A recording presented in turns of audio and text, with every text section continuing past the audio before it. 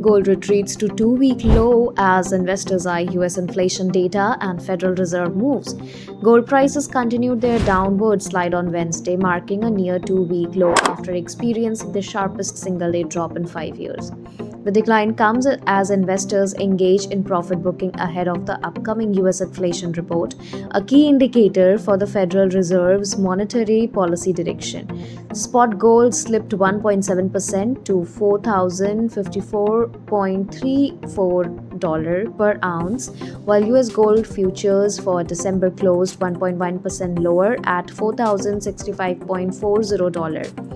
Despite this dip, gold remains one of the year's strongest performing assets, having gained 57% in 2025, driven by geopolitical tensions, economic uncertainty, and expectations of US interest rate cut. Analysts attributed the recent correction to profit-taking behavior following gold's surge to a record $4,381.21 earlier in the week. Given the aggressive upward move in recent weeks, a brief phase of profit-taking ahead of the CPI data isn't surprising, remarked David Meger, director of metals trading at High Ridge Futures. The technical support level for gold stands near the 21-day moving average at $4,005, suggesting possible stabilization if inflation figures meet market expectation.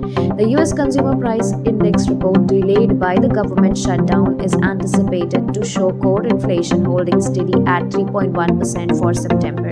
Investors have almost fully priced in a 25 basis point rate cut at the Federal Reserve's meeting next week, reflecting growing confidence that the US economy is cooling without collapsing.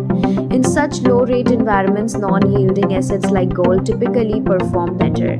On the geopolitical front, Russia confirmed preparation for the potential summit between President Vladimir Putin and US President Donald Trump, while markets await clarity on a possible Trump-Xi Jinping meeting next week, events that could further sway global markets.